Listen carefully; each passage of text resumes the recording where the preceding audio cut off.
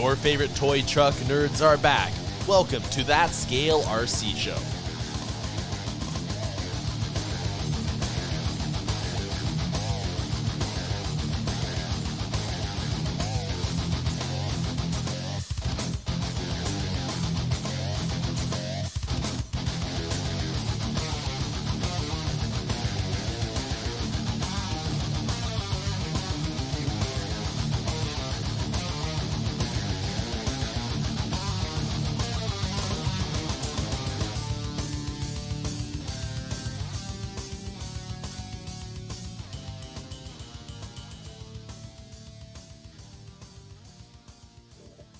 Hey guys, what's up? And welcome back to episode 84 of That Scale RC Show. I'm one of your hosts, Adam, along with Jay and Travis, and it's good to be back into the swing of things from that long vacation. It was a long one. Yeah. Well, I actually took a vacation for 10 days, so it's kind of like unusual for me. How much like RC driving did you get in besides like just regular wheeling? Honestly, not as much as I guess some people probably would, think. We just had so much going on, and every day we pretty much had some kind of something scheduled, so it was kind of hard to find the time to go find something. Like, so for instance, we left, what Saturday was that? The weekend of Memorial Day. We were that Saturday we got on the road, went to Elko, Nevada, stayed there for a night, then went from Elko, Nevada to Rock Springs, Wyoming. And then we were there for a night, then drove all the way to Colorado Springs. Then we were there for 3 days. We did that museum tour. We went and walked around Red Rocks National Park, and then kind of did some shopping and whatnot. Then got back on the road to Moab, was there for, I think we got there that Thursday. We didn't leave till we left Monday. Started heading back. We stopped in Salt Lake, actually the Sandy area, because that's where my family lives. So we stopped in there, had dinner, and then continued over back to Elko, then back to California. So Oh wow. it was always like something going on. So like when we hit,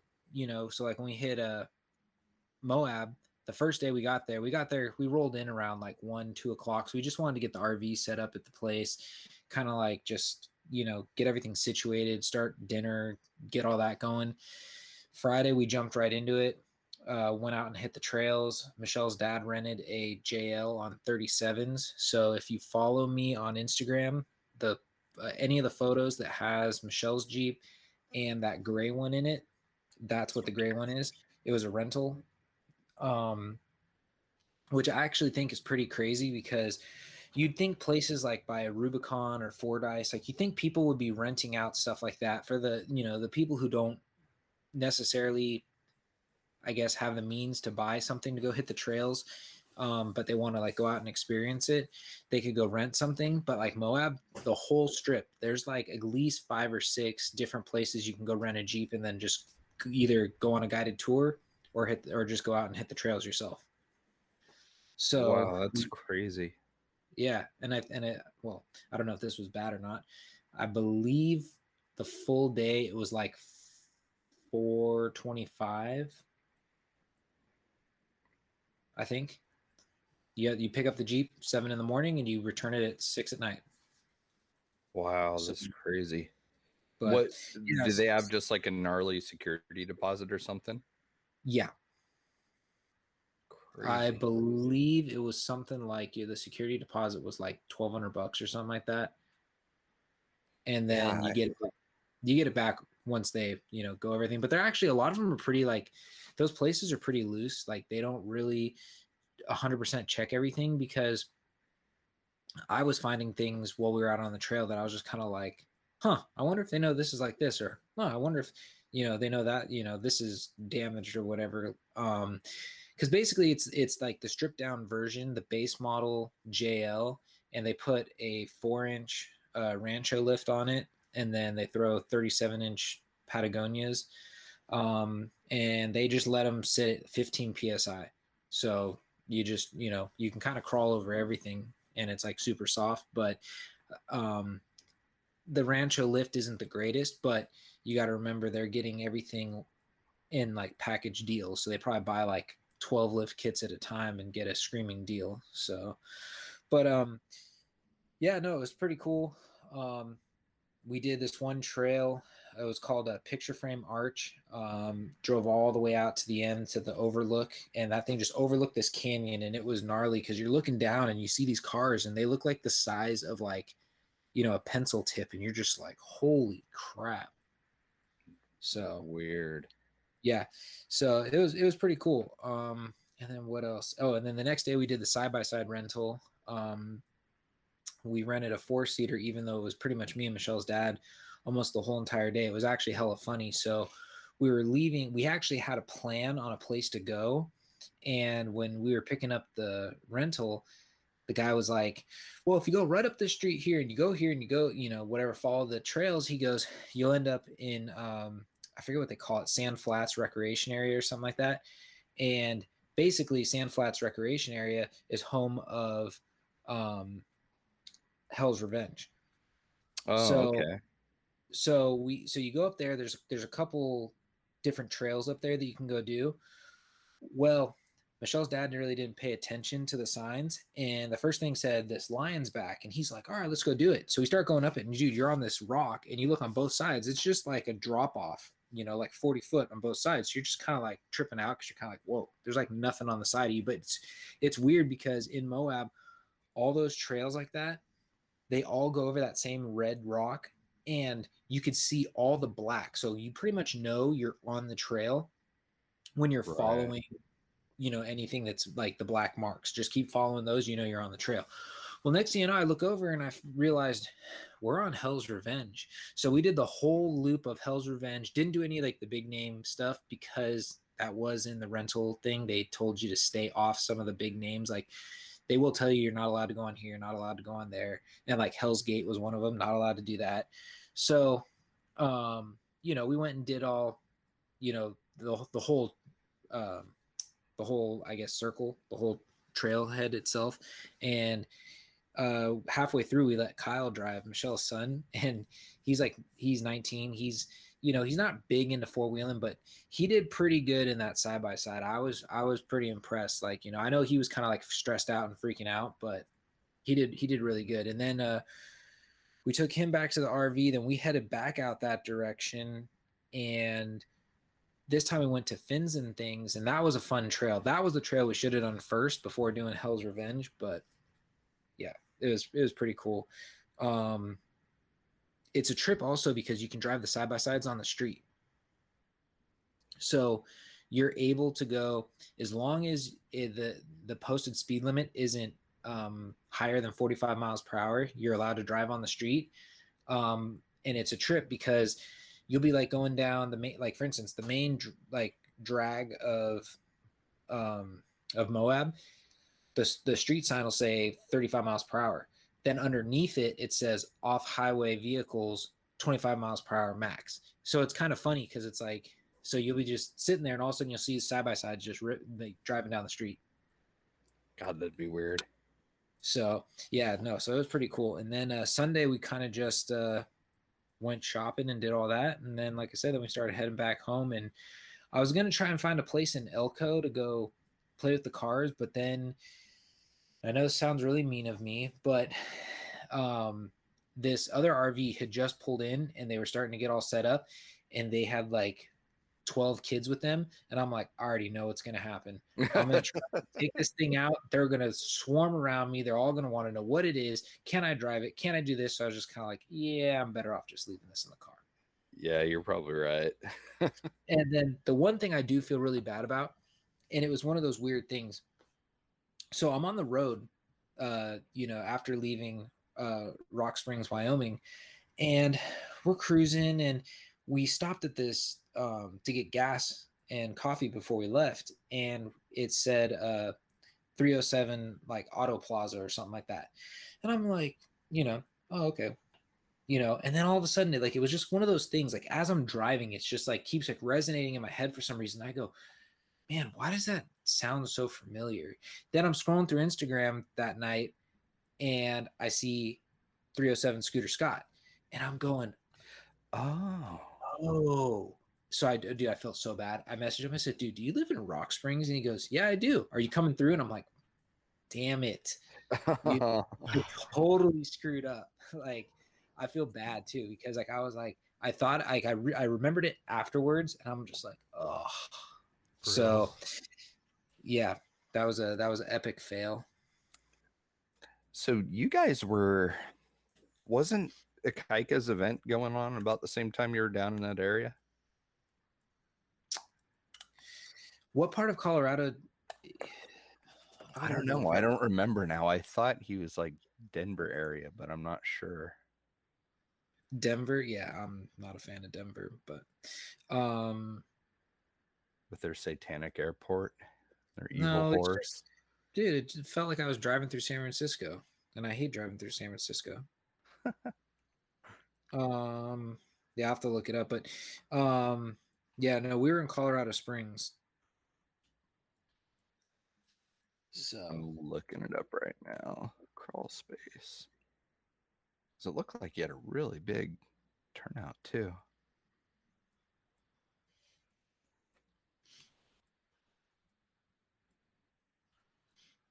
Probably should have just looked it up on Facebook. He's got 2 locations. yeah, no, I think it was Crawl Space and Crawl Colorado Space. Springs and Wheat Ridge. Okay, so he was so yeah, so I was right there. Not that I knew where it was, but yeah, the whole reason why I went to Colorado Springs is there's this guy. He's on YouTube if anybody wants to look him up. His name's Dragon Man. He's got his own personal I call it like a military museum, because it's not just, I mean, I used to call it a World War II museum because that's like the majority of the stuff he has, but he's got like his own personal collection of like every US war that they've been involved in. Really? That would be cool to check out. He's got stuff from the Civil War, from World War One, World War II, Vietnam. He's got stuff from Iraq and Afghanistan. I mean, the stuff he has is like gnarly. I'm probably gonna misquote this, but I think he spent close to like 7 million on his own personal collection. Whoa. Yeah, and he's got like, I'm not kidding. If anybody wants to see, reach out to me on Facebook or Instagram, and I'll be happy to send you the photos I took. I think I took over like 150 photos when we did the tour. He's got stuff like he's got a model of almost every Dodge vehicle, military vehicle that the US ever used in the war. Like he's got like, I don't know how many half tracks, tanks, like I said, numerous Dodge vehicles from the Power Wagon looking carry all stuff to the ambulances, to just the little Jeeps and stuff that he has. I mean, he's got so much stuff. It's insane. Is this, so I looked it up on Google. Is this the place that's most like, it looks like a lot of it's indoors and everything's like lined with helmets, like the walkways Yes. and stuff? Yes. Wow, dude, that is unbelievable. And the best part about it, okay, he does tours on Sundays and Wednesdays. We went on a Wednesday tour, $20, and it takes you almost like 2 hours to see everything. Dude, he's got quite the Nazi collection. Yes. But And that'd probably be creepy, like kind of weird to. No, honestly, some of the artifacts he has are pretty gnarly. So he tries to pride himself on that, saying that because it's a private collection and because, he chooses to share it with the public and let the public come check it out, he's got stuff that your typical museums wouldn't have. Like he's got these little, he's got the suicide vials from the Nazis, like with the Whoa. cyanide still intact. Really? Yeah, it's gnarly. He like tilts it, and you watch the little cyanide pill thingy come down to the end and sit there. It's a trip. Wow, that'd be so strange. Oh yeah, dude. He's got so much stuff. It's unbelievable.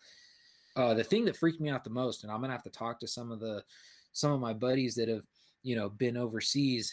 So in the Iraqi room, he's got this picture, right? And it's this guy standing there, and you'd think that it's like a movie prop from like, Alien or something. It's a camel spider, dude. I did not know how big those things Oh were. yeah, they're insane. I was like, what the hell? And yeah, there's some gnarly stuff, but it was a lot of fun. And then also he's got his own private shooting range. So and he rents full Wow. auto. So that's where I went and shot full auto AK. So yeah, it's a lot of fun, especially if you come from a state like California where you don't get to like do all those things. It's a lot of fun. Oh yeah, I bet. Man, he's got a hell of a gas mask collection too. Like Yep. not something you'd usually think about. No, and he's got some unique ones. You should see this one that he's got. They nicknamed it the baby gas mask because what mothers would do is they'd stick their infant in it, and because it was so big, they were able to wrap the rest of the mask around the infant, and it would almost like fit in just like the face part with the like leather shroud around it. Weird. I got a couple photos of that. I'll send them to you guys. But yeah, That place is pretty cool. yeah, it's awesome. So yeah, and it's just one of those things. It's just like and also he served. He was in Vietnam. So No kidding. yeah, so he's actually got a little in the Vietnam room. He's got one of the pictures from when he was, out there, in his fatigues with his dog tags, and he actually has his dog tags on display and all that stuff. So That is really cool. yep. And then the one room that's kind of like weird because like you go through all this military stuff, then all of a sudden you go into this one room and he calls it his fun room. It's like a blast from the past. It's all like 50s and like Elvis and all that stuff. Like you just walked into like the movie Grease. It's insane. Did it have that like weird old museum smell? You know how like just Yep. old places Yep. smell kind of weird? Yep. Yep. The whole entire place smelled like that. Huh. That's Yeah, I know. wild. It was funny. We were talking about that after we saw it. We're just like, man, I can't believe that some of that stuff he like the books and stuff that he has sitting there that hasn't been, annihilated by bugs. Yeah. So God, that's he's just one of the wild. one of the craziest well, I call it crazy, but it's not really. But one of the, I guess, most interesting photos that I took is in the World War II part. He's got a vial with the sand from every beach. Really? Yeah, it's crazy. Wow. Yeah, it was definitely, like I said, it was a lot of fun. Some stuff like you almost like a once in a lifetime that you get to see. I mean, Oh, I if you drive bet. Yeah. and go do it, yeah, you can check it out. But I mean, it's just like the thing that kind of blew my mind was, since Michelle's dad started watching him on YouTube, it's like kind of interesting watching something on YouTube and then all of a sudden you're there getting to experience it and kind of seeing it in person. Yeah. It's kind of crazy. Yeah, he's got a vial. I'm looking at the picture right now. He's got a vial with from Gold Beach, Utah Beach, Sword Beach, June Beach, and Omaha Beach. Did you see this is kind of off topic, but did you see this like most recent, we had Memorial Weekend recently, and for whatever reason this year I saw a lot of posts about Normandy where I Mhm. had, in the past I'd never seen, a whole lot about it, especially on Memorial Weekend, but they showed exactly like how many bodies, would have been there, like all the people that had died. Oh my God. Like you hear numbers, but it's hard to, sometimes like visualize just how big some of these numbers are. And I don't know why nobody had ever done it before or how I seem to have missed it, but man, oh man, I could not believe what those lost figures looked like, once they actually like had, human body shapes on the beach. It was just Well, see, unbelievable. and that's the one thing Dragon Man brings to attention. You're not just walking through this museum and being like, over here is this, and over here is that, and over here is this. He's like telling you the stories and like trying to get you to understand exactly like what you're saying. Like he gives you the background, like, a lot of these guys when they were getting off the ships, they were piling bodies using them as sandbags, because as soon as they were getting off, like that's it, like, you were just getting mowed down. Like there was like the stuff like that he explains and how he shows it and like the realness of everything. It's like it's not the stuff you just like, you don't go to these museums and see. Right. And You're getting an education on top of it yeah, all. yeah. Wow. And the other thing that's crazy too is, and he brought this up, and I've been to both, so I can actually kind of like back this one up.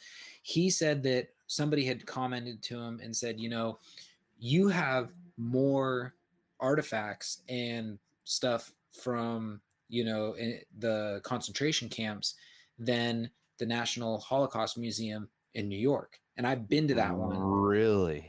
And he's got some stuff that, like, I personally think, like, I'm surprised that museum doesn't have this. He's got a lot of stuff, and that's the best. And I wouldn't say it's the best part, but he also makes it a point to let you know he is Jewish. So, Oh, really? yeah. So, yeah. Some people are weird about like, oh, you shouldn't, like, how some people would just like trip over, like, let's say his Nazi room that he has. Yep.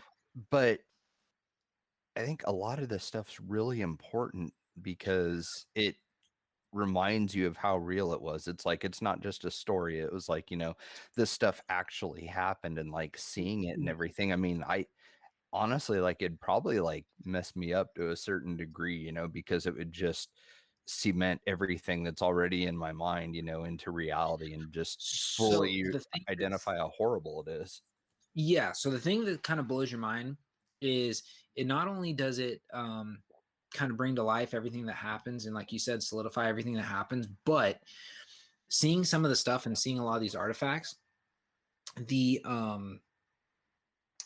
like looking at all the helmets, you don't realize, as a human race aspect, how much bigger we are now than we were in World War II. Because like he's pulling up like these, these are like supposed to be, you're between the age of 20 and 30, supposed to be wearing this helmet. And I'm like, there's no way in hell that thing's gonna fit my head. And Wow. that was not just the US, that was also Germany, So it's like, some of the German helmets he picked up, you're going, there's no way an adult wore that. And he's like, yep. It just shows. That's funny because like I do kind of think that like humans have evolved to a certain degree within, this, last 100 years or so, especially with, like you're saying, with like height and everything and size. But the stuff that we're doing now, like you look at like extreme sports and stuff. I mean, yeah, like, technology as far as like motorcycles and stuff like that goes has come a long ways. But I mean, the things that athletes do now is just next to impossible, especially with like extreme sports and skating. Like there's not a lot of technology that goes into skateboards, but you look at how that has progressed over the years and how much gnarlier it is. And even like other little things, and it kind of trips me out. Like you look back at like paintings and stuff, and a lot of the great works of art and stuff like that, and like drawings that people did, dude, it was really terrible compared to like how people can paint and draw now. Like somebody can sit down with a pencil and do like a really lifelike drawing, whereas, you see something from like the 1700s and it just looks ridiculous. You know what I mean? Like it's weird that like little things, like even like our ability for like art is greater now than it was even, a couple 100 years ago. It's just really strange. And that, you talking about the difference in size, I mean, that's only a couple generations and we've gotten bigger. Like that's weird. Yeah, well, the other thing that's crazy too is the fact that, like, he shows some of the Russian or I think it was Russian. It was either Russian or it was the German snow boots they were supposed to wear when they were trying to take over Russia. And you just look at them and you're going like, there's no way in hell anybody put those things on and actually walked around in them, because they look like deep sea diver boots. Really? Like, that's how big and thick and padded they are. But that just goes to show you the technology, because now you can wear boots that are almost like paper thin, but they're good to like, -20. And you're just like, so yeah, it was a cool experience. Like I said, this trip was one of those, I got to see some stuff like that you really only see in, like I said, in either history books and or like some of the stuff, because we went to Arches National Park the last night we were there, Sunday night, and just seeing some of the like the natural formations that were out there, like you just like, it's insane. It blows you away. Like you see it in picture books, you see it on commercials, and you're just kind of like, oh yeah, but until you're there staring at it, you're just like, holy crap. That's wild. Yeah, so it was good. It was a lot of fun. And like I said, I didn't do as much RCing as I like would hope to, but it is what it is. So It probably would I have been knew, pretty uncomfortably hot in some of the well, areas. yeah, I mean, I went, so here's the thing. I went knowing I was going to be doing more stuff like, as a family versus going out and RCing. It's like one of those things, like now that you know that like all that stuff is out of the way, if I was to make another trip back, I'd probably most likely go to like, have fun, play with the RC cars, maybe hit the trails once or twice. But, I got to see the parks, did all the other, fun stuff, that it's hard to pack it all into 4 days. So, Oh yeah, I bet. but yeah, no, so it was a lot of fun. And yeah, I'm actually probably going to have to get a hold of Scooter Scott, because what I started doing, and I didn't get to grab one when I was in Rock Springs. Michelle grabbed it. She told me she had one, so I didn't grab it. But she just had a generic Wyoming sticker. I was trying to grab stickers from each state that I was in, because I was putting it on the front of my Canyon cooler. Oh, And good idea. I got the Colorado, I got the Moab. Didn't grab one for Nevada. I mean, I can grab one for Nevada anytime. But the Rock Springs, the sticker that I have, it just says "Greetings from the middle of nowhere, Wyoming," and it says like something this direction and that direction. It's a little sticker. I didn't know that was what she picked out. I thought she had something else. So I might actually hit up Scooter Scott for an actual Rock Springs, Wyoming, like, sticker. Yeah, that'd be really cool. So, but yeah, like I said, a lot of fun. Yeah, if anybody wants to like go out and like explore places, definitely set aside the time to go do it. um you don't really know what you're missing, and you do create experiences that are kind of like a one in a lifetime opportunity. So Oh yeah. um, yeah, Very, very cool. so but yeah, so that's about it. Now I'm back here and back to work, and it's like funny too, because when I left, I was still wearing jeans, and the hottest it got was like 72 degrees, and now we're in like 99, 101 degree weather. No thanks. Yeah. Nope. Trying to think if there's any like new stuff really that's come out, and gosh, I'm really struggling. It's been kind of quiet I lately. mean, big ticket item, Well, not really. SOR came out with some cool new designs. Screw those guys.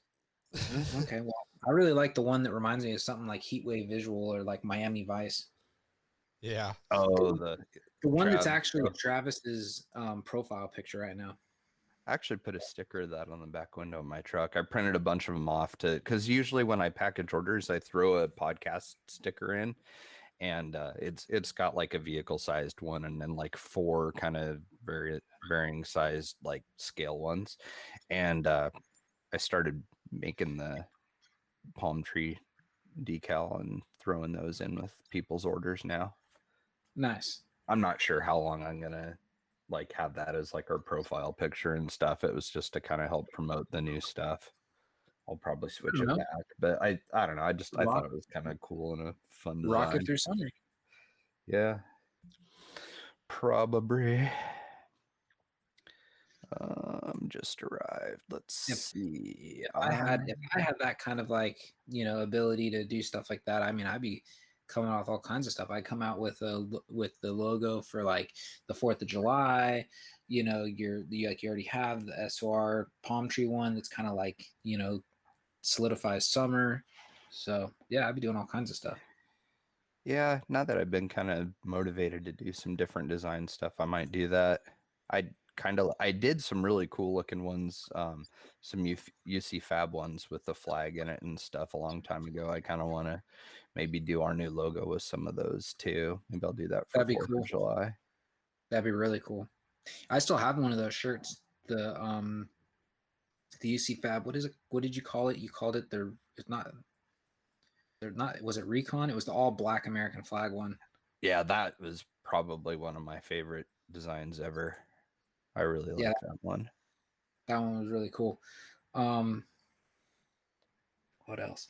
Yeah, it was funny. After we took out the side by side, I was staring at my little Can-Am, and I'm just going, man, I can't believe that, like, the aftermarket parts really didn't take off for this, because every single side by side we rented all had Raceline wheels on it, and there's not really any aftermarket wheel choices for that car. Trav and I've talked about that in the past, like trying to come up with like a 3D printed option, or for guys that want to actually like crawl their Yeti Junior. We were thinking like, do like metal ones through Shapeways, which would probably be horribly expensive, but the weight would be really, really nice, for trying Yeah, to crawl those things, because they are a little top heavy, but they're a fun rig to drive. I mean, there's not much to them, but they're they're actually really cool to play around with.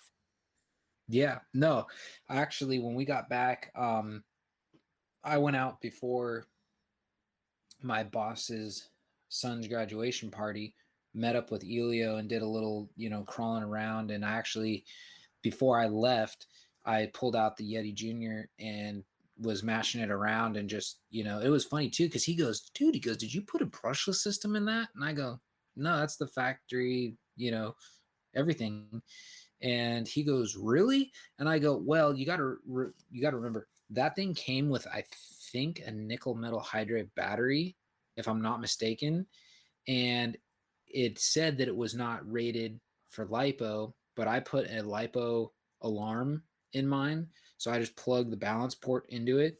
And when it falls below, I want to say like 3 volts or something like that, the alarm goes off, so you don't overcharge it.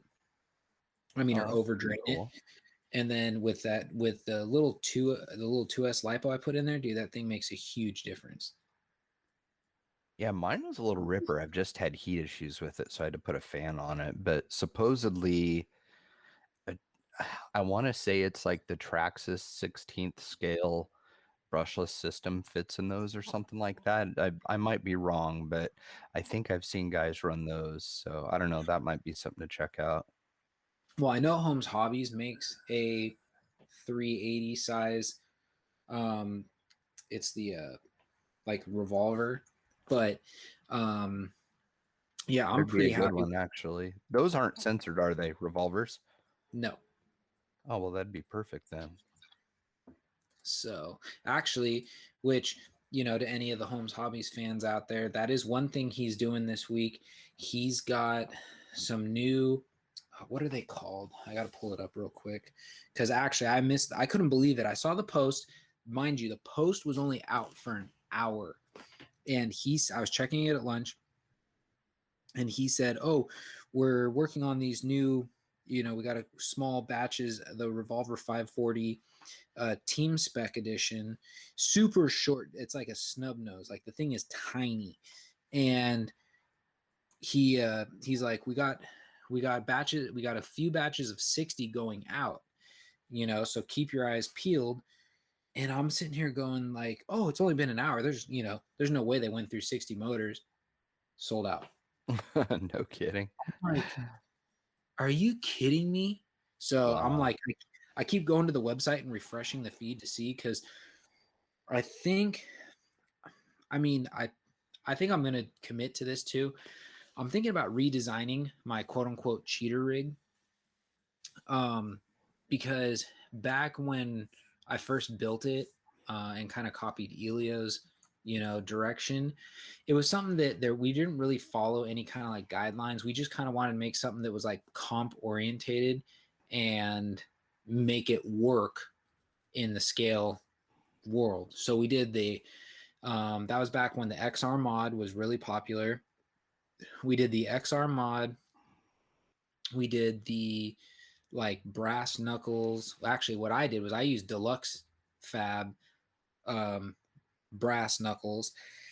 And what else did I do? I did my own custom behind the axle steering, all Oh stuff wow. like that, high clearance, Delrin links, all that kind of stuff, like to kind of make it a comp Sure. style rig. So we nicknamed them cheaters, because those things used to just throw it towards the rock, and it would just, as soon as it hit, it would just stay. Yeah. And well, now that the quote unquote comp scene is coming back, I was like, maybe I do kind of gear it towards like a class 2 rig and kind of build something, but I don't know. I'm kind of like I started gathering some parts. Like I know Alex Vanderbrink was selling some 10-3 axles. So I picked up a set of 10-3 axles, which is pretty ironic because I gave mine away. Um, but yeah, so I picked those up to throw underneath there. And yeah, I don't know.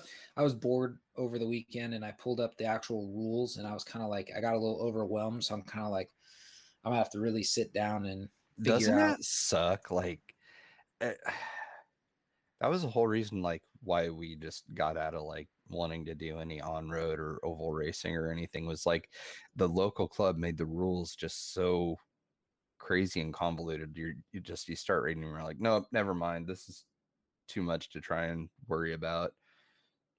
Well, the problem is there's just too much. Like for me, I don't know. Maybe I can't decipher what they're trying to say. But I wish they make the rules a little more black and white versus kind of like vague. Like they're like, well, it needs to be it needs to be a channel style chassis. Can't flat rails you can have, but that'll be a class 3, so it has to be a channel style, and it can't be a truggy. And like this is what it says: can't be a truggy. Then there's another section that says if it is a truggy, you can make it class 2, but you can only if you leave X amount of the frame still there. I mean, like, and that's when you start getting all confused, because you're like, well, wait a second, you just said a truggy cannot be a class 2. Now it can be a class 2 if you leave a certain amount of frame there when you put in your, truggy frame. And then if it is a truggy, you have to have the shocks mounted to the cage, not shock towers. I mean, like, it's all, like I said, it's just a lot of confusing. You're just like, okay. Yeah. As I was looking through here at the new stuff, Samix has some new micro wheels. Looks like he glue them on though, but they look pretty good. They're aluminum. But one of the things that I just saw, speaking of like building stuff and frames and everything, Amain has that CEN Racing F450 body kit. It's like $90. Oh, It's yeah. 447 millimeter wheelbase. It would be really cool to build build your own tow rig and use that body and stuff on it. That'd be kind of fun. There's actually somebody that I'm following right now. I think, is it Turks and Jerps? I think that's who it is. They're building their own tow rig, and they're 3D printing a Chevy body that's like my new Duramax, Oh and wow. but a dually. And I'm going, you got to be kidding me. So I'm like following it pretty closely, because I was like, it looks badass. Oh, no, Rad. sorry, it's a cat eye. That's what he did, a cat Oh eye. wow. So That's yep. cool. That's not a So super popular one. well, the cat eye Duramaxes are pretty popular. Are they like, as far as like people that are doing like builds and stuff? No, I mean like in the real world. Yeah, that's what I mean. Yeah, they're pretty like because the most sought after, like I don't know how familiar you are with diesel, but like Ford, their iconic is always been the 7.3. That's like the 7.3 Power Stroke is, that's like bread and butter. They that that was I want to say from like the newer body style one, that was from like 96-ish, 97 to 2002. That body style lasted. With Chevy or GM, the LBZ series, that was like the most sought after because it was the first from factory where you got a better turbo. They fixed the injector issue. Basically, it's like I don't know why everybody just wants it. It's almost like people that say like they want the 12 valve Cummins. It's kind of like just that's the one family that they just But so in Chevy, it came in the cat eye. In GM, it was the round front end. Yeah, building a tow rig would be a pretty challenging thing, especially when it came to like drive shafts and stuff. If you were to use one of these bodies, like you'd probably have to do some sort of carrier bearing setup and have like two drive shafts, or no, you can make your own. If you can weld, basically, like, because I used to do this even when we were building custom, just crawlers and stuff. You could get trying to blink now, which is really bad because it's the most popular aftermarket drive shafts. Oh, MIP. MIP. There you go. Why I couldn't think of that. I was having a big blank. I was like, okay, I know the tools are orange. What the heck is it? The MIPs, you can actually take your MIP and, like, for instance, the male side, you could actually cut it and you can lengthen it and then weld it back. Do you sleeve it when you cut Yeah. it and then okay. And then weld it back That'd together. be easier than trying to butt it together with using like rod or something like that. Yeah. And then the other thing I've done too is like, so because like I said, this is bringing me back to like when I first got into it.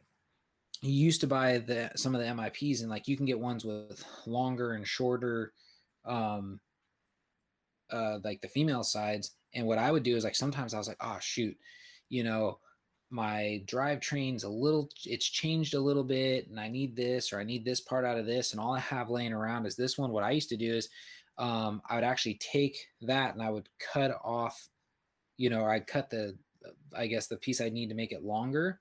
And what I do is I'd put that down the male side, then put the side I want, butt them together so that keeps the splines all lined up.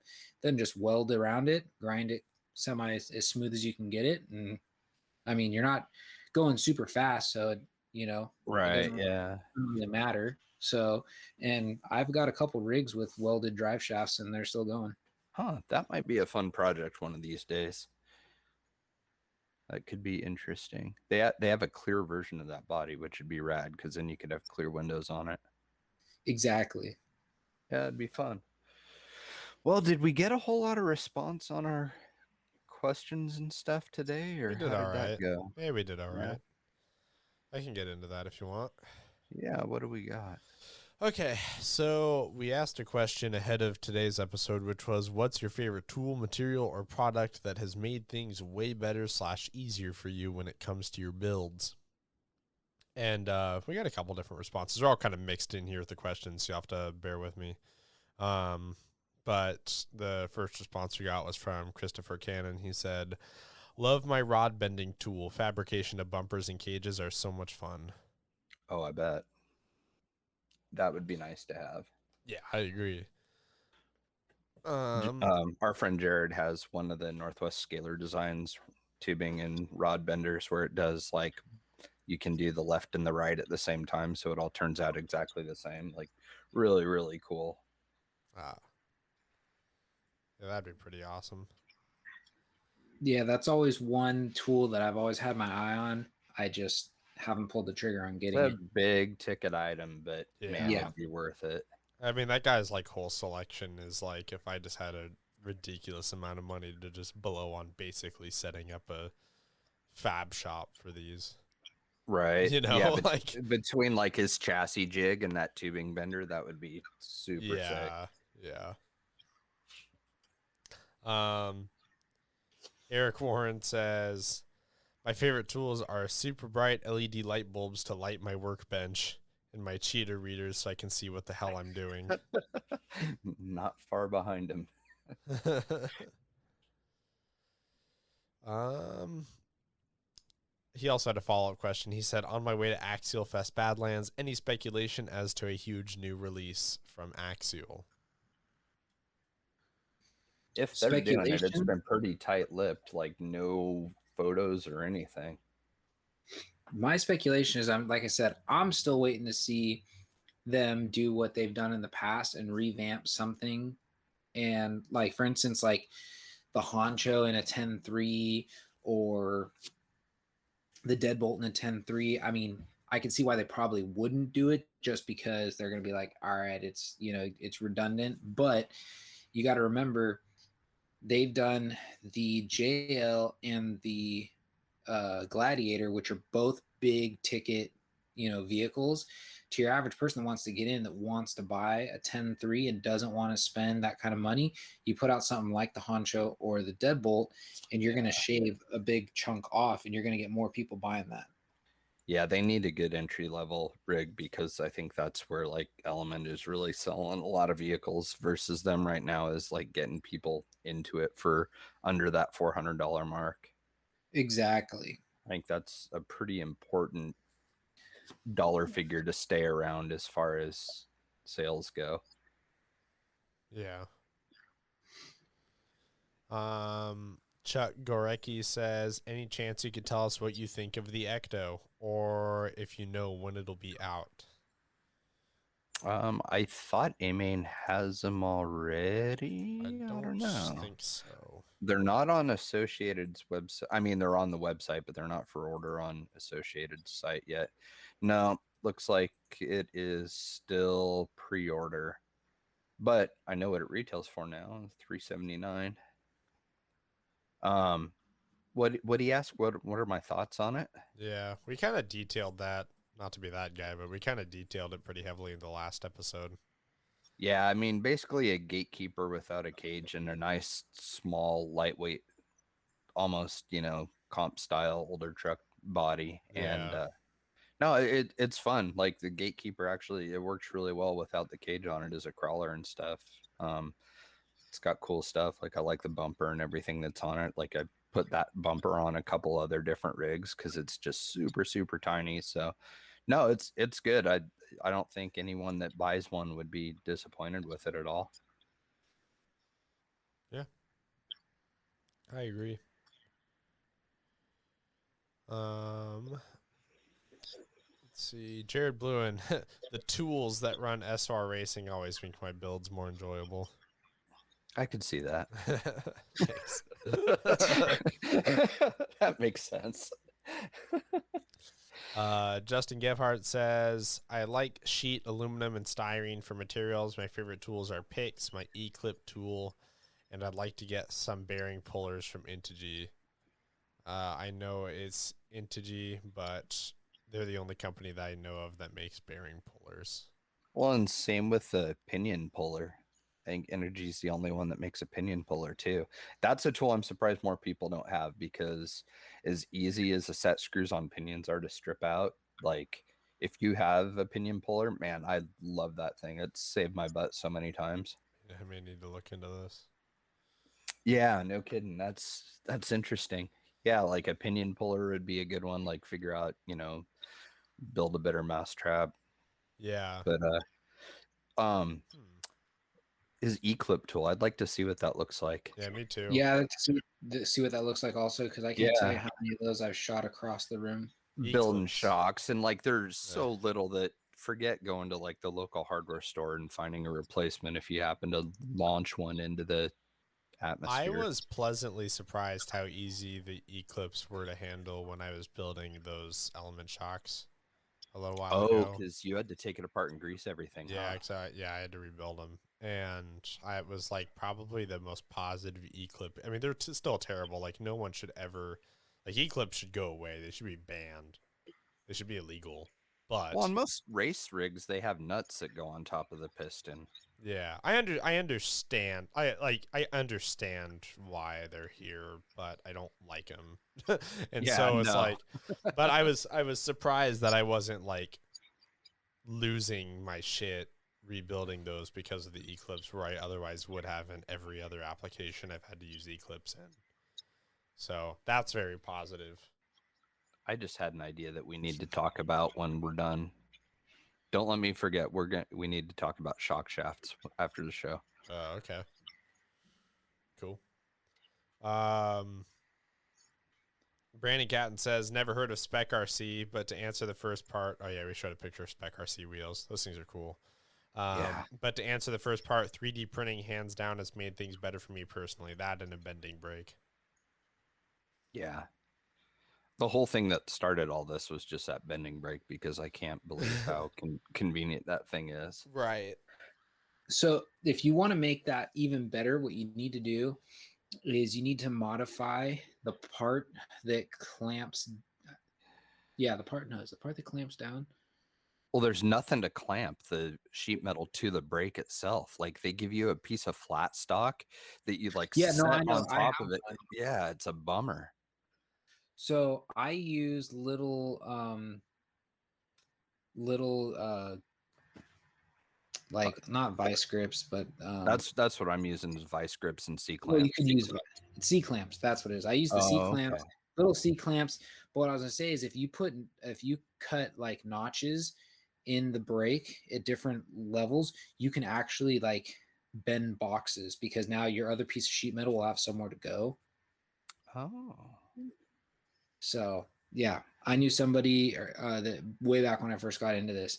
I don't even think he's in RC anymore, but his name was Todd Singer. He had one, and he cut little relief cuts every so often, just enough to where like, so like if you had to like I said, if you were trying to do something intricate and you wanted to build like a drop-in kind of thing, you could actually bend it one way, then you can actually take that piece and stick it in the other way and bend it, and it'll actually continue folding it, because now the other part staying put. You're not like stuck with like just doing simple bends.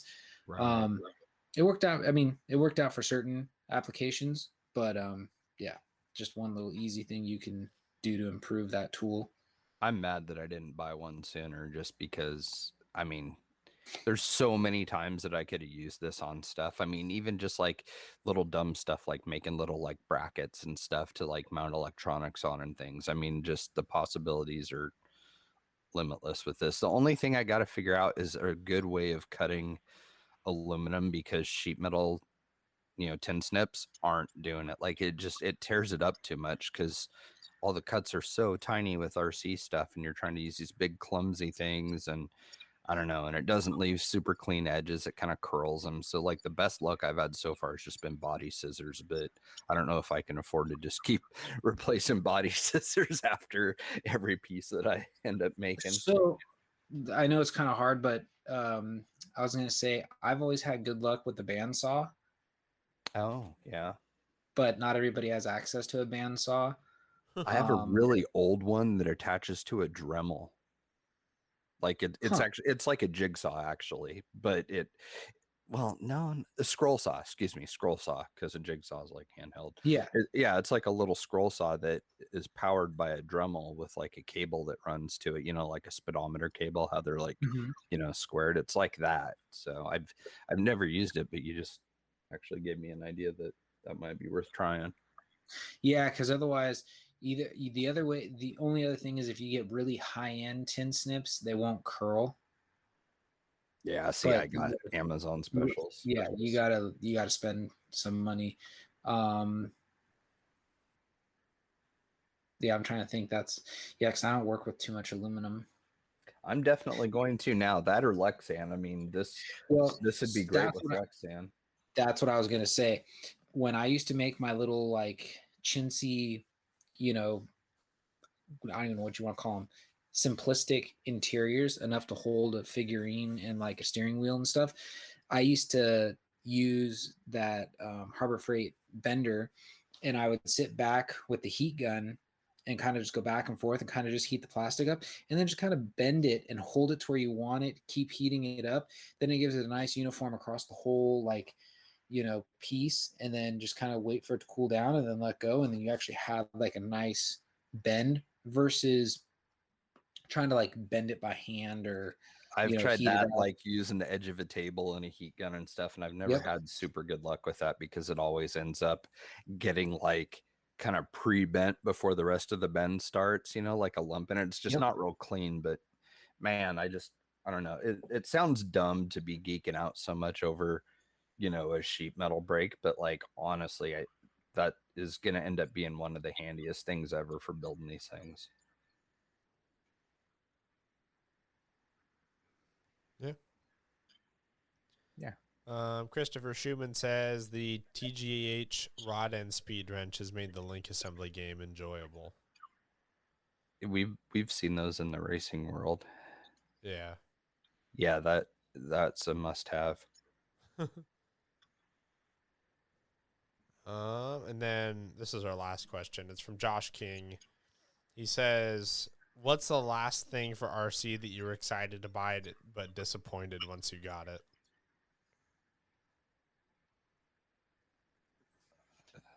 I don't know. That's a really good Yeah, I question. would say I don't. that is a good question. That's a hard one to answer. I don't think I've bought anything really that I've been disappointed in.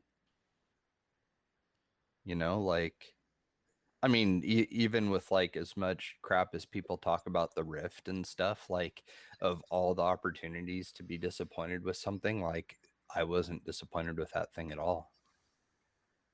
I mean, we beat the living shit out of that thing and it held up great that day. So I'm not sure what the guys that are breaking axle housings and cages and rod ends and everything else are doing, but like we put it through some abuse and nothing happened to it. So I can't imagine what these other people are doing to theirs. But no, I mean, I don't know. I mean, I haven't been disappointed in anything. Yeah, I don't know if I can answer this. Nothing comes to mind.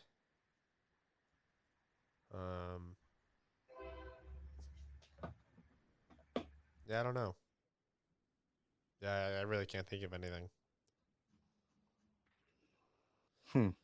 What about, well, how about, I don't know, Adam, nothing? No, nothing. I'm trying to think. I don't really have anything, like I said, that's like, that I've been like disappointed in. I'd be curious to know if there's a story behind what he's asking, like if he was bummed out about something. Yeah, I wonder. Yeah, no, I mean, because like I said, I kind of try to. Okay, well, I guess you could say the last thing I was really actually bummed out about, I think I've said this story before, was when I first got into the hobby and somebody said, "Oh, you can, build that thing for half the cost, go through like Asia Tees." And I was kind of like, "All right, that's cool," and I get the stuff and it looks good until you put it on the car in the first run, if you actually use it, and you break everything. I think that was the last time I've been, like disappointed, like kind of like stoked at first because I was like, "Oh yeah, buying all this stuff," and then you go and use it and you're just like, "What the heck?" I think the closest I've been to disappointed in something has just been Spectrum's their brushless ESC that comes in the laser nut and the Rift. That whole smart line of sucks. There, you know what? We used a bunch of their stuff at the because we had used their radio and their batteries and their chargers at the 6-hour enduro we did recently. Mm-hmm. And my never want to like just straight up badmouth, but that whole smart line of Spectrum stuff, I just don't understand. It's just like they're trying to compete with Traxxas's TQ. I just don't. Yeah, batteries and stuff. Honestly, I felt like that it was all so counterintuitive, like overcomplicated. Yeah, it was just so annoying. Like it was just super annoying to use, and had absolutely like no benefit at all. Well, look at the like routine you go through just trying to power the Rift up. Dude, just trying like to charge a battery was tough. Like it's just Well, yeah, dumb. that's dumb. The very first thing I did was snip the lead and then put like a EC3 or EC5, I can't remember which, on their ESC so that I just didn't have to deal with their stupid battery system. But Sure. I don't know. I'm just not a fan of that ESC. Like the whole power up thing and stuff is just I don't know. And like, does anyone really use telemetry at all in driving? I mean, racing we never did. I mean, it's cool. Don't get me wrong, but like, it was not. It doesn't change anything. Yeah, like It's okay, just you've got data. LiPo warning or whatever. You know, you can monitor your voltage from your radio. Like when during a race or whatever, you're gonna glance down and like look at what your voltage is. I mean, you already know what you're gonna get out of the pack, so why does it matter? You know what I mean? Yeah. I don't know. It's it just way overcomplicated. I mean, even just down to like the startup procedure. I think that's the closest I've been to disappointed in something. Like I wasn't like bummed out. I just think it's a pain in the ass. You know what I mean? Yeah. I mean, it makes good power. The stuff was fast, but Right. too fast. But yeah, so um What beyond about that, tools with you guys? Like what's like special like you I don't know, Travis, like you probably do more maintenance than Adam or I do. mhm. So like I don't know, like what's your answer to our question? I mean, I don't know. If I was racing nitro still, I'd say the clutch bell puller. Yeah. Because that was pretty pivotal. Well, actually, well, that and the spring tool. Yeah, the spring tool is a good idea. I would say now. I mean, this is kind of a boring answer, but honestly, like those Protect shock shaft pliers I have That was my answer too. I was like those are just so dialed because I find myself needing them constantly for Well, just you can so build all many your things. links with them too. Yeah, It's exactly. Like I super convenient. can do turnbuckles with them, so it's like, all right, well, that kind of makes this easier then. Yeah, and then popping the balls in that little tool that they have, like, yeah, those are. That's one thing I think almost everybody should own is a good set of shock shaft pliers. I mean, not just for suspension. I mean, obviously they're like really critical because you know you're not going to nick your shafts or anything when you're doing shocks, but I mean, just for all the other uses you can get out of what a $14 purchase or whatever, like it's Yeah, a pretty good thing to have. yeah. I don't know how much they are. I have to look, but I mean, they are well worth the money. Yeah. So yeah, would recommend that 100%. Ooh, anything else? I'm like looking around trying to figure that out. Yeah, I don't know. I mean, this is also another boring answer, but just having good tools is nice. I use Yeah. MIPs at home. I use MIPs at work. You know, they're all, pretty reliable. Yeah. When you mess something up with bad tools, like that can be the biggest time suck ever.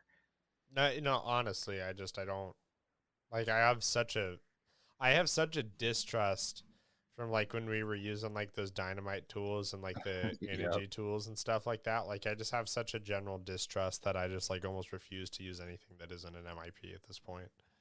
And like the Yeah. Protect tools are really good too, from what I've seen and used, but like I hate having bad tools. It's just Yeah. a stupid problem to have because it is 100% avoidable. And Yeah. you simply can just fix it by just getting good tools. And if you get good tools, well, then you're not going to have problems. I mean, think about like all the chassis screws and stuff on 8 scales that we've had the head strip out of over the years, just because of how like strangely, absurdly tight they get for no reason. Yeah, all the Kyosho years are coming back to me. I know, right? Yeah. Trying to notch them all with a Dremel and use a flat Dude. blade screwdriver to get them out. Like, just Yeah. what a pain in the ass. Like, it's just, yeah. Yeah, if you're ever buying, this is a like I think a lot of people may know this by this point, but in the event that you don't, if you're ever looking to buy a car and you notice that on the underside of the chassis, if that's what it is or whatever the case is, like you notice that there are a bunch of weird cross marks over every screw on the chassis, don't buy it. Yeah. We call that one the eBay special. Yep. Where dudes will turn around their car on there and yeah, they've had to Dremel out every screw they've had because you know what, they strip out. Yeah. That's a bad deal. Yeah, it is. So yeah, I mean that's really all I can suggest. I think my new favorite material, like thing to use, is black shoe goo. Yeah. That's been pretty good for stuff. Like it's harder than regular shoe goo. Like those magnets for body mounts and stuff are pretty slippery. You know, like there's not like a great surface to have something stick to them. Sure. And the shoe goo's actually worked really, really good. So I don't know. My answer would be shock shaft pliers, the Protec ones, and then black shoe goo are kind of the two most important things to me right now. Got it. Yeah, that's a good choice. Yeah, Adam, Yep. hit us with your answer, dog. Well, honestly, it's funny. I always tell myself I need this tool when I'm in the middle of doing it, and then I never buy it. And then the next time I'm doing it, I say the same thing again. I just never buy it.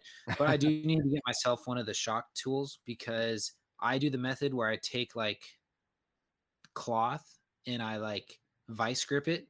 Oh, So that way you're not like, Yeah. you're not chewing anything up, but sometimes it'll still spin in there, so it's like, it's hard. So, I know exactly yeah. what you mean. Yeah, that's usually what I have to do for like M4s.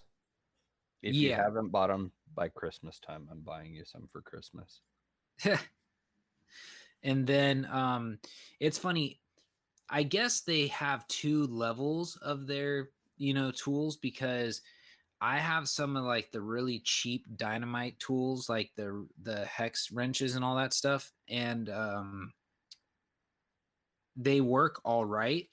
They're ones with the caps that can spin are way better because you can actually pivot that on your hand and just spin it. It just works way easier. Um, and then I've actually become like, I don't know, I guess I'm impatient and all that stuff, but I have my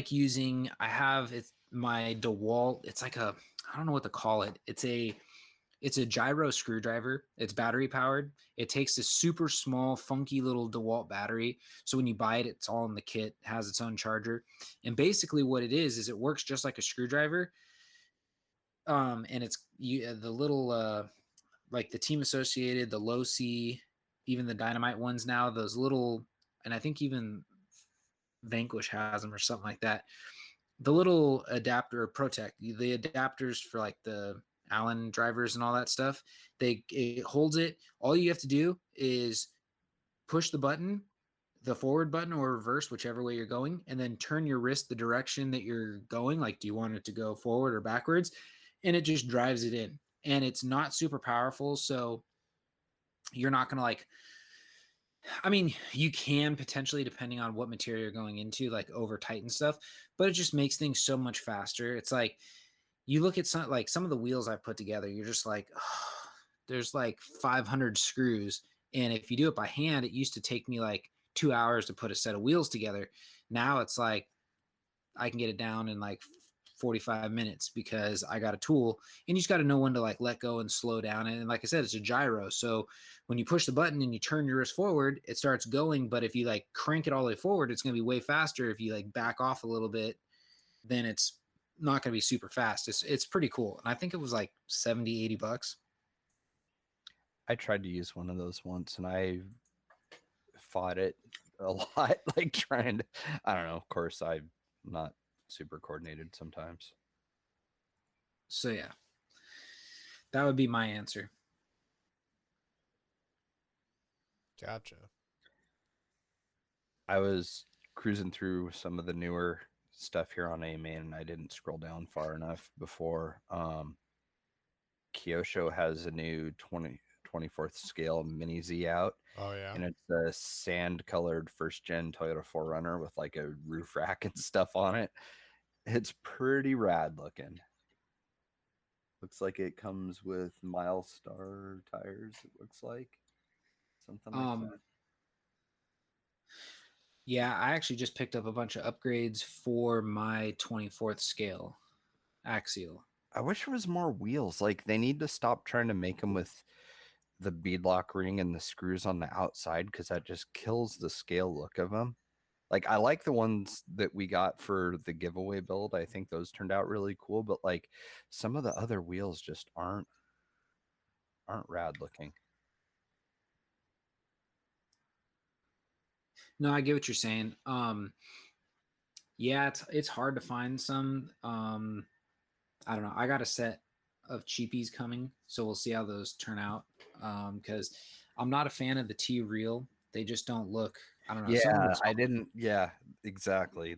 I think that's so the ones I was thinking about when I was talking about that. yeah. So RC 4-wheel drive has wagon wheels. Those look really good. yeah, they have a couple that look really good. So yeah, I'll check those out. I was gonna say we didn't just, but we have a couple questions that came in on Instagram. I don't know if you guys Oh, I saw forgot them. to check. I forgot that I put the feeler out there Oh on. yeah. No, I didn't see that. I forgot all about that. Well, I have the one that I sent to you guys in the chat before. Oh yeah. Okay. Oh, I haven't even looked at that yet. Forgot about Oh, that. okay. So, do you want me to read it? Sure. Oh, I know what you're talking about. Okay, yeah, go ahead. Would you rather fight a horse-sized duck or 100 duck-sized horses? Serious question. That's my contribution to the show. Thanks, guys. Keep it up. And this is from Andrew Pryor. That's a tough one. Not really. I already know my answer. Duck-sized horses. Yeah. Really? Yeah. Dude, ducks are freaking mean. Like, one that's the size of a horse would take your head off. Yeah, but 100 Just kick them. Kick them out 100 of the duck-sized way. horses. No, dude. They're like those- little Pomeranians. They'd be tiny. You dude, can just have like, you, yeah, but do you know what their teeth can do?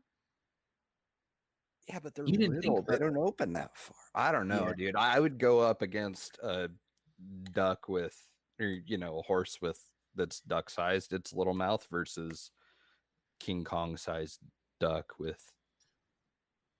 Yeah, because like I mean, yeah, you do risk the teeth, but also like you can place kick, you can windmill, you got options. With the horse-sized duck, you just got that guy with like the duck beak. Yeah, but the thing I also got to say too is at least then you're only worrying about one thing, whereas with the 100, you're constantly on the move. You're going to tire yourself out. I mean, I think that's true. I'm up for that challenge. I've got a really nice Callaway carbon fiber driver that would be awesome for swinging at duck-sized horses. Like, I would go to battle with that golf club against those horses. Yeah. I don't know. I'm still sticking with my answer of going with the duck. What was the other thing that guy asked before that? What? No, that was what he asked.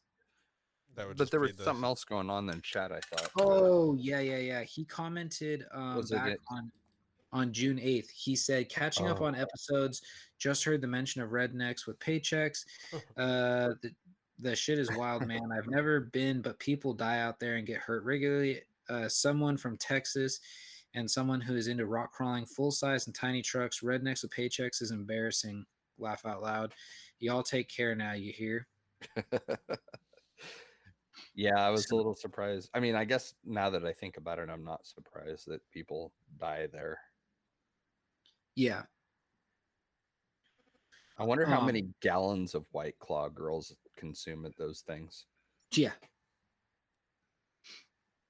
What was I gonna say? Yeah, that was actually like, since like you're bringing up fatalities now, that was like we just got done with everything in Utah, and as we were leaving, it was on the local news there that they recovered some 26-year-old hiker's body at Zion National Park, and it's just so crazy to like think like you're just like wow, like like you're out at these places enjoying stuff, and then stuff like that happens, and nobody ever thinks of it.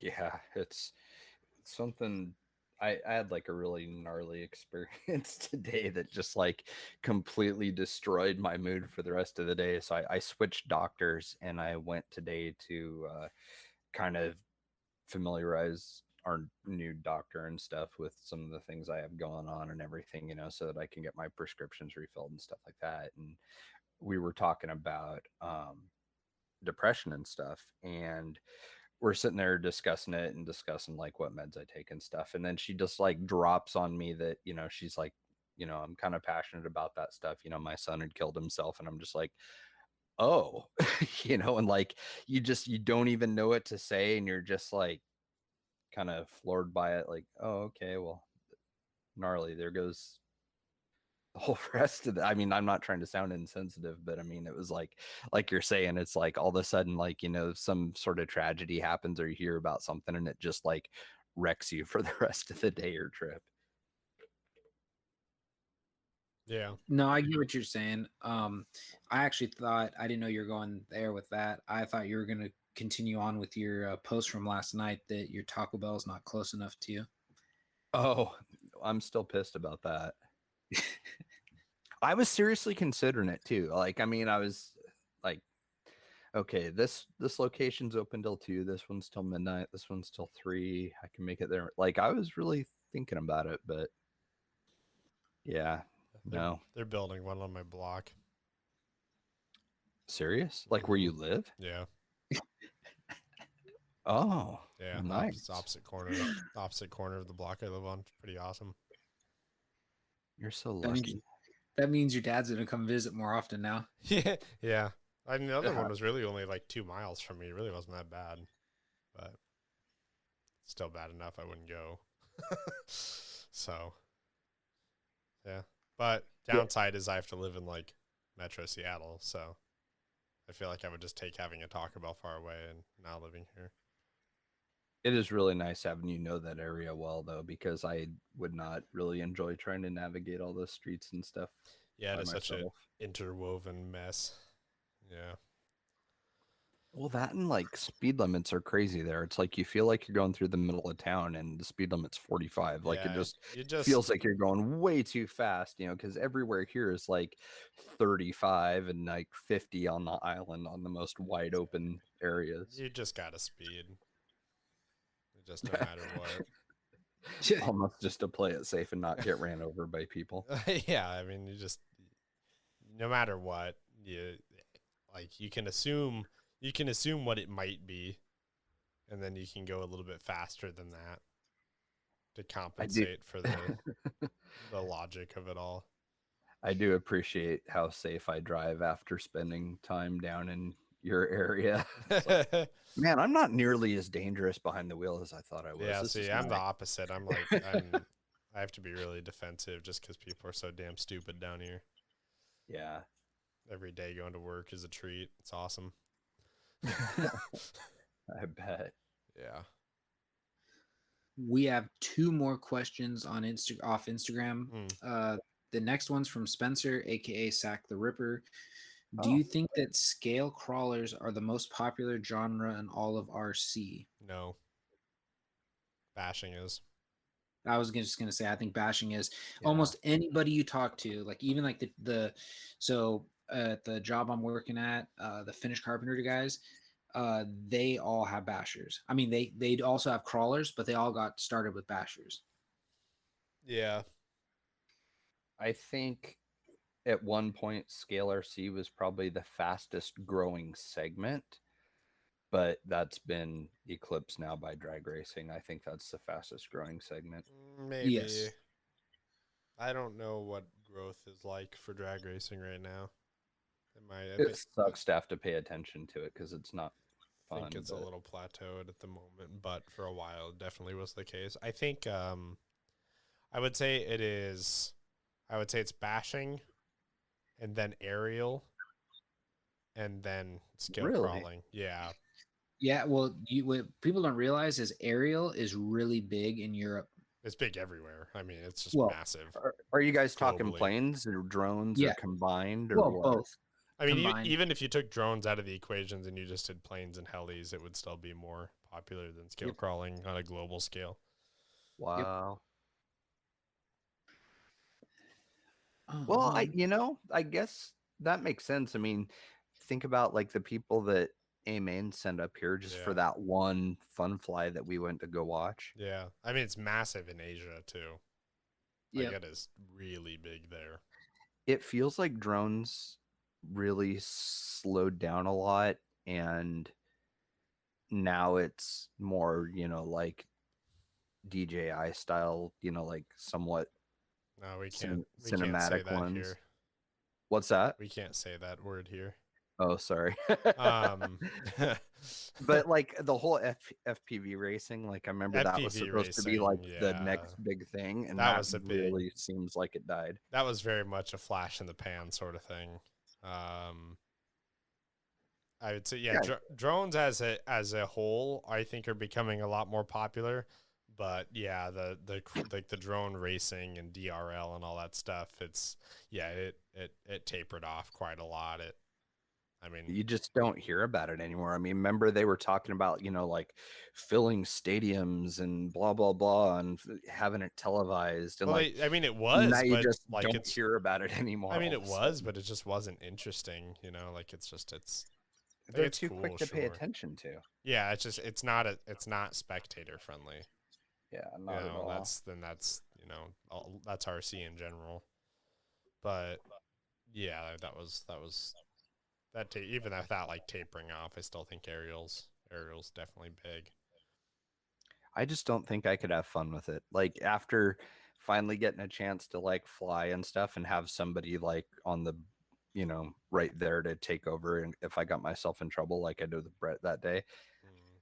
like it was cool to do once, but I I don't think I would just sit there and like do circles and like Yeah, it doesn't look appealing. It's like the thought of like RC boats, like that sounds really fun too, but would it be fun like the second or third time you go do it? You know what I mean? right.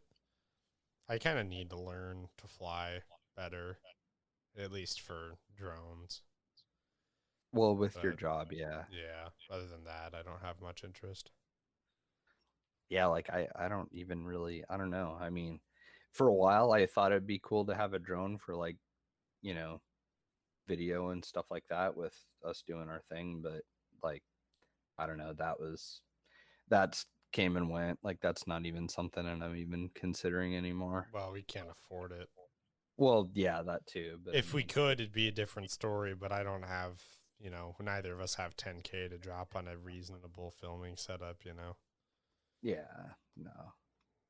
Unfortunately, I'd rather spend that money on a gimbal and a DSLR, Yeah, for sure. and then really, instead of going the drone route, it would be a lot more practical to have like a Movi Pro or something. That one, that the movies that we have though, man, those it's so sad that Oh, those are discontinued. yeah, you're telling me. Well, God, that actually, thing's it's cool. not sad for me in a professional sense because it's a really big headache off my plate.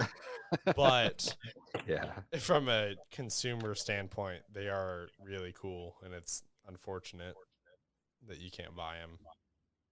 Well, it's like every time that we've gone out, you've done something new with it that I didn't realize they could Yeah, do. Like some of those pan shots and stuff. It's just way too cool. there is so much still that I have to learn on it too that I just haven't taken the time to do. That's so Um, rad. yeah, ideally someday I will choke out the money on buying an actual decent camera though and a handheld gimbal, and then we'll go from there. It's just that's some bucks. It can be, yeah. I need to see what kind of pricing I could get on it. Did I? We were talking to Jared about concerts, and you probably saw this already. You seem to like know what's coming up when. Um, Mm. let's see, where did it go? I'm trying to find the date. Okay, so at Showbox, November 30th is Guar, Napalm Death, Madball, and I Hate God. I don't know if I'd go see that one. I don't know if I want to go to that either. I'm not a Guar guy. Like I'd go to see Napalm Death again just because they were Yeah, rad. But yeah, but Napalm Death set would be like 10 minutes. Yeah. I think that I would have seen Guar if the main dude was still alive. They aren't like really the same post really? that guy's death. Yeah, I mean, Jared knows it better than me, but like that, I've heard that it's just not quite the same. So yeah, I don't know. I mean, it'd be a cool show to go to just for a show, but like Napalm Death would be honestly like the only real redeeming factor of it. I wouldn't really want to see I Hate God. Yeah, yeah. Guar could be fun. You know, it could definitely be fun. So He said he's absolutely down though to go and see Black Dahlia Murder. that is a great lineup for that show. Well, I knew as soon as it said Carnifex, I knew he'd be excited about it. Yeah. There's not a whole lot wrong with that lineup. That'd be a lot of fun. Rivers of Nile's not bad either. Yeah. What is it? Undeath? Undeath is good too. I can't even read their freaking. I know. Someone was making a comment on it when I was reading that post about that. Like, what's the patch of grass on the bottom right? Yeah, that's people? Exactly what it looks like. It looks like a little like cropped picture of somebody's yard. It really does. Yeah, it just looks like a yard sample. Yeah, no. Like the little bit that's like dug up when you like find a molehill. Yeah, no, it's. I guess there might be some skulls in there, but my God, that's a bad picture. Yeah, it's rough. So yeah, but no, Undeath is good too. So that'll be fun. I told Jared, I said, I don't know if I could get into Guar or not, and he's like, "You shut your mouth." Yeah, he wants us to go to that one. I mean, yeah, it could concerts. Be fun. That's cool. It's nothing like that's happened in a while. I mean, that should probably be cheap. That's probably a sub $30 show. The Black Dahlia one. Well, honestly, probably that one too, but also Guar. Yeah. El Corazon, you've been there, haven't you? I have. Yeah. It's tiny, isn't it? It is extremely small. When I saw Exodus and Municipal Waste, I was in Nuevos, and that was like one of the smallest venues I think I've ever seen. And because it was like, God, it couldn't have been a lot deeper from either end of my apartment. Really? And yeah, in terms of like depth, right? El Corazon is even smaller. So like, and they have like 2 stages, which is kind of weird. But I mean, it's a cool spot. It's a really cool spot. But I mean, that is going to be, it's actually should be a pretty rad show because the venue's going to be so small. But that means that tickets should probably be bought soon. Yeah, and plus, because I could imagine that selling out pretty quick because everybody's going to be anxious to go see shows this summer. Yeah, well, right. Yeah, if it'd be a different story because like when I saw Exodus, I think I bought tickets the day before. Yeah. But that was kind of a different time, I guess. Yeah, now we've had people cooped up for almost 2 years wanting to get out and do something fun. They were supposed to have a tour with Testament that ended up never happening because of COVID. And bummer. That would have been so awesome to see. Wasn't Lamb of God coming back here sometime soon too? Didn't we talk about that? Yeah, once? they're doing a tour with Megadeth, I think. Oh, that's right. Because I was talking about it, whether I could suffer through Megadeth enough to see him. I would go see because I mean, there's the potential chance of Dave Mustaine having a meltdown on the crowd. Well, we could always leave when Megadeth is up. That'd be a good yeah, time to avoid traffic. That's true too. I honestly have no desire to see them. Like I really don't. Like I don't like the guy. I don't like his more recent music. Like, I can't imagine they're very good live now. You know? I mean, like the dude's voice has been shot for a while. He's looking rough, man. He looks like he has partied hard. Like yeah. he genuinely looks like an old man now, especially with a beard. Like he looks old. Spends a lot of time with Alex Jones now. Are you being serious or joking? He's been on his like little radio. Really? Show. Yeah. Oh man, that isn't good. That's not good for his mental health. But about as well as you think. Yeah. So what a combination that is. Oh God, I'm gonna have to look that up now. Yeah, it's kind of old. I think he's been on there a couple times. Alex Jones is a psycho. How does anybody go on that show and not think he's just Well, not everyone thinks he's nuts is the thing.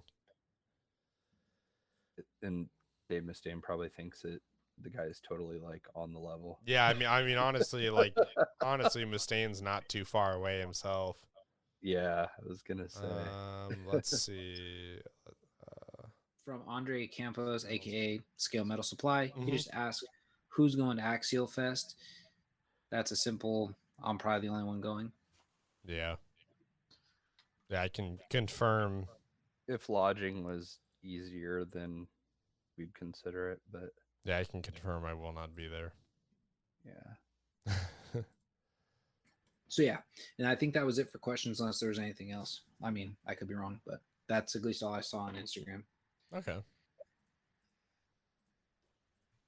Let's see.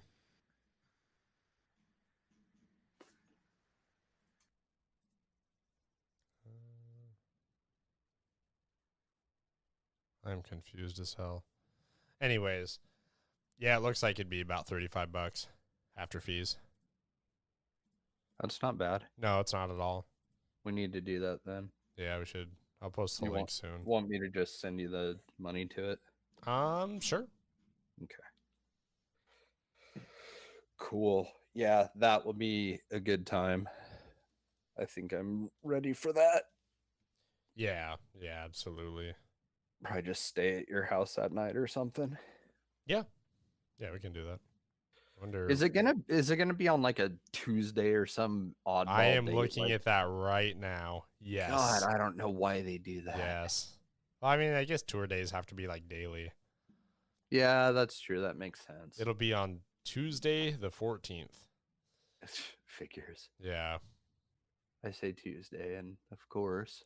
I think part of it is they have to plan their like big ticket days on the weekends. Oh, You know, yeah, because that like in makes that sense. the end of that weekend, they're going to be in Southern California, and so they're doing shows in LA, San Diego, stuff like that. On the 17th, 18th, and 19th on the weekend. Most of these smaller bands too, they just drive, don't they? They don't even fly. Oh yeah, exactly. Yeah. Oh God, that would suck. I Can you think. imagine being stuck in a van for that long, or like maybe they're big enough to where they had in a budget to get an RV, and Yeah. nothing about that sounds appealing. Yeah, exactly. Yep. Well, cool. I don't think we have anything else. We can probably call it here. Sounds like a plan. Cool. Alrighty. Well, All right, thanks. guys. Well, Thank you, everybody. I guess we'll see you next week. All right. See you guys. See ya.